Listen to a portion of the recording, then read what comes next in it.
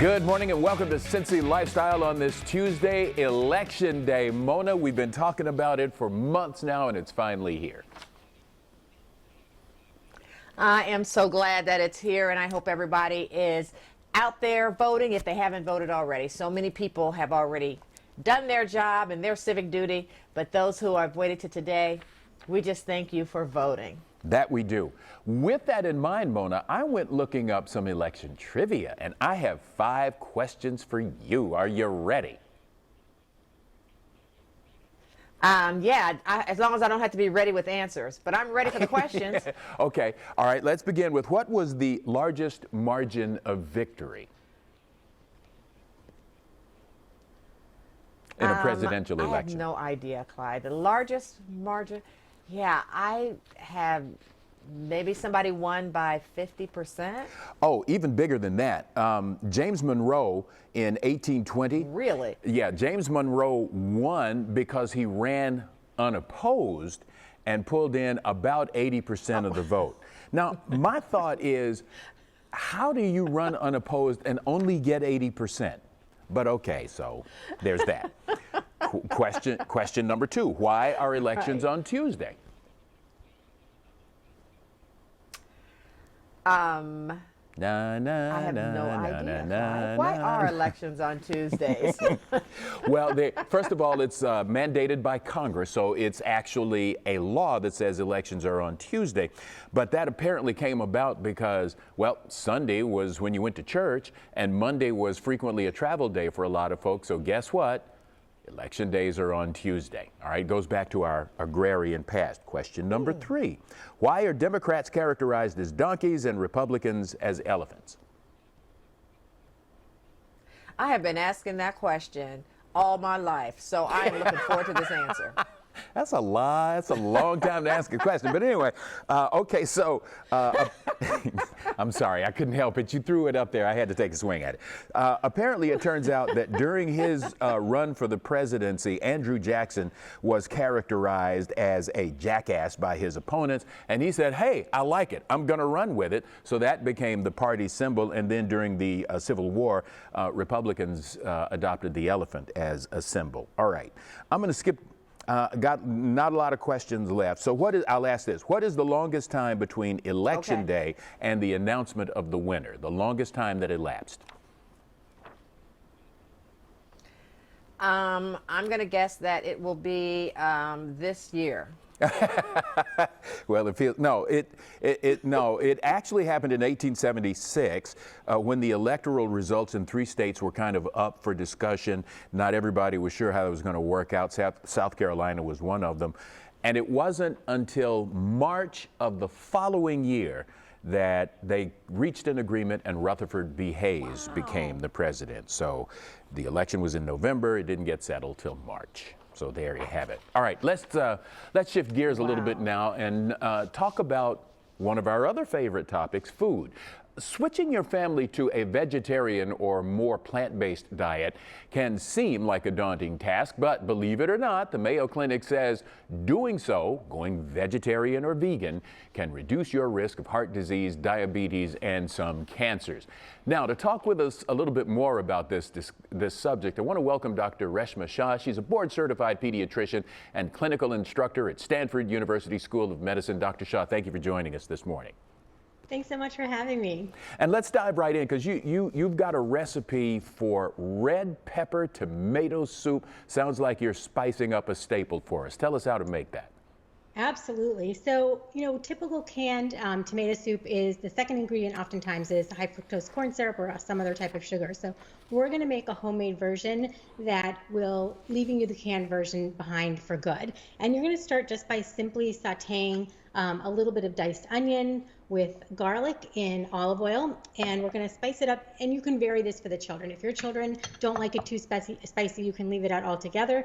But we have just a pinch of red pepper flakes to spice things up. And you're just going to saute all those together with just some San Marzano tomatoes. And if it's summertime and you have fresh tomatoes, you can also use fresh tomatoes. And the thing that makes this tomato soup really special is the roasted red peppers. It adds a little bit of sweetness, and it'll give your kids pretty much all the vitamin C they'll need for the day. And you can either use jarred peppers or roast them at home and just roast them at 400 degrees for about 20-25 minutes, and then you can just peel off the charred parts and you get these delicious roasted red peppers. And along with that, you'll have just a couple of cups of vegetable broth. You'll simmer it and then either use an immersion blender or puree the whole thing in a regular blender, and you're going to have, I'm going to show you the finished dish, a beautiful tomato soup that the whole family can enjoy. This is just the roasted red pepper and tomato soup, and then just as simple, this can be lunch or even a simple dinner, a simple arugula salad and a hummus and veggie wrap, and you're all set. That looks great. So we kind of touched on this a little bit, but can you delve just a little deeper into some of the benefits of a mainly plant-based diet? There's so many benefits. You mentioned already some of the health benefits in terms of prevention of heart disease, certain cancers, certainly type 2 diabetes, which we're seeing increasing incidence of in the United States. And then the added benefits of a plant-based diet really is that not only does it protect our health, but it also protects the health of our planet. It's one of the most sustainable ways that we can eat. And of course, it limits our use of factory farmed animals. So I think the benefits, we could spend all morning just talking about the benefits. But the thing that I also like to emphasize to parents is that it's also a really just delicious and beautiful way to feed your family. And so what do you say to parents who, as you're having these conversations with them about this, who are concerned about protein levels for their kids if the family does make the transition to a vegetarian or vegan diet?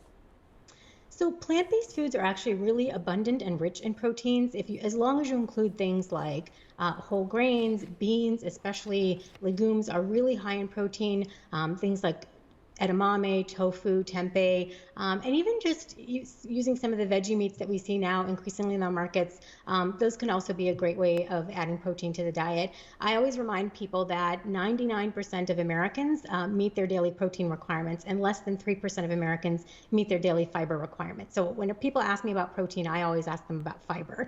And the good news with plant-based foods is that they're rich not only in protein, but also fiber. All right, so if people want to get more recipe or perhaps even some advice about adding more vegetables into their diet, how do they connect with you? Lots of ways. Well, first of all, we have this book coming out. My co-author Brenda Davis and I have written Nourish, and it includes, in addition to recipes, all the information that you need to be able to safely implement a plant-based way of eating in your family. And then mostly I'm active on Instagram, just at Reshma Shah, and we do weekly Instagram lives and lots of recipe ideas and also just practical tips in terms of how to feed your family. Well, that sure has been appealing to watch that tomato soup, I got to tell you, Dr. Shah. Thank you so much for talking to us today. Oh, thanks so much for having me. Indeed. Mona? You know, now we want to take a bit of a serious turn.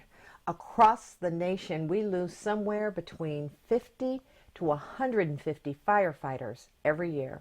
And one local fire station is honoring some of those fallen from the tragic cabinet fire of 1964. Take a look. You can't understand where you are or where you're going to go without knowing the past. It was October 19th, 1964, when a tragic fire at Western Cabinet Company broke out on Colerain Avenue.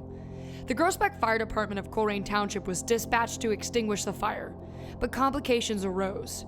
In an attempt to clear heavy smoke, an unexpected explosion trapped Fire Captain Leroy Hammett, firefighter Alan Bruce Price, and the son of the owner of the company, Michael Hosfeld. It was a devastating and tragic loss for the entire community, and these were the first line of deputy deaths to firefighters in Colerain Township. Today, that plot of land is owned by Duke Energy, but with partnership with Colerain Township Fire Department and firefighter Phil Klug, a memorial now stands in honor of the fallen victims.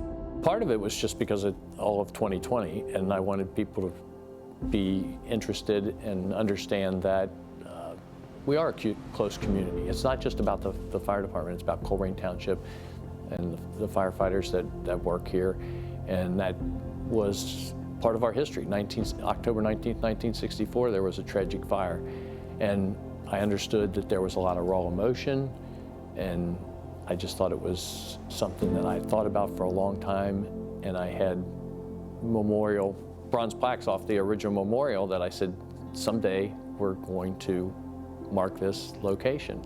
And they came up with the idea to put it out front by the sidewalk, and they put in a nice little patio with landscaping and benches and landscape light.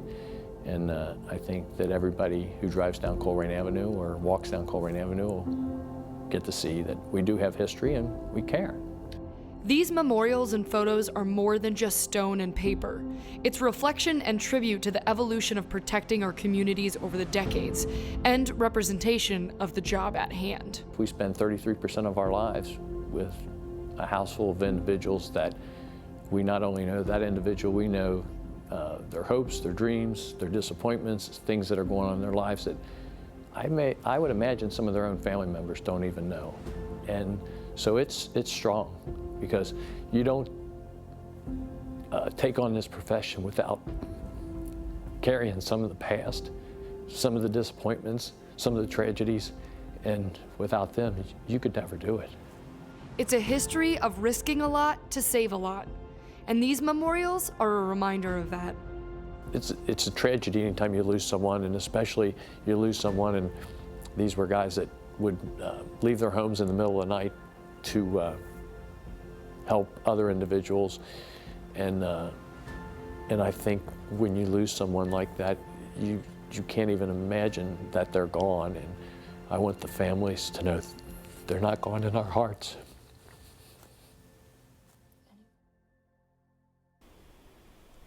And I want to welcome Allie back to the conversation.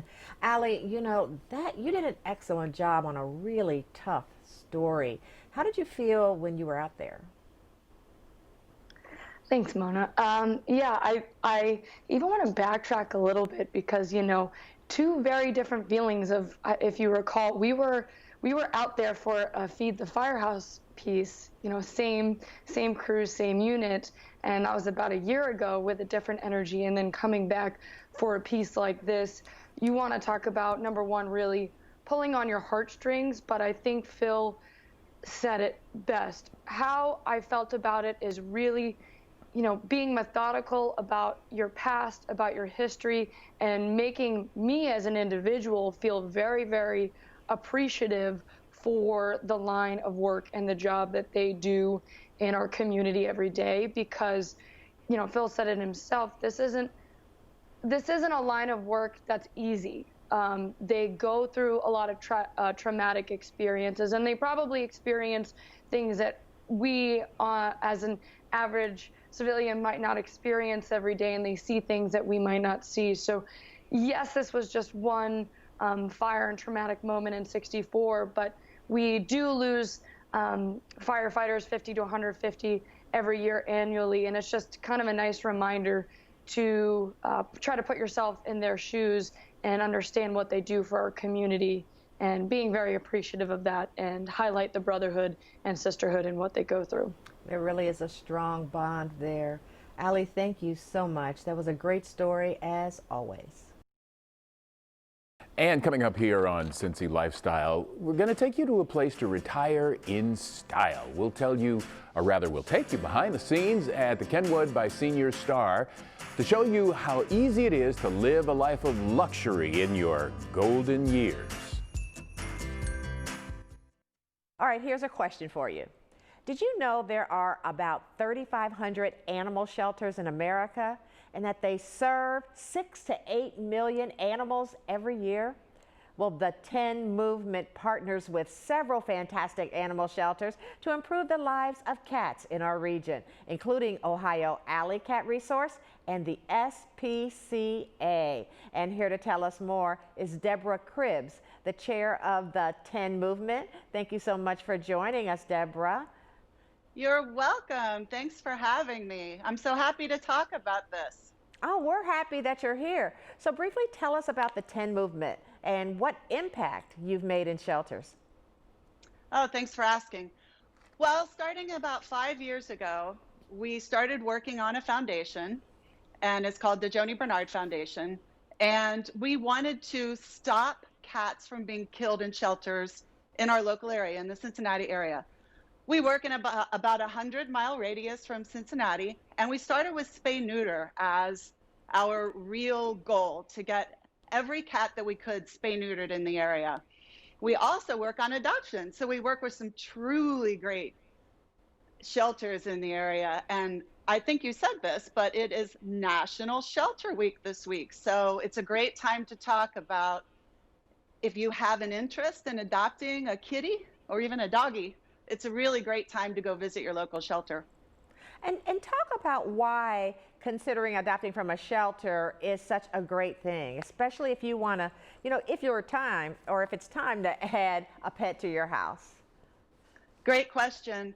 The thing I like to point out is that roughly the number of animals killed in shelters nationally roughly equals the number of animals purchased.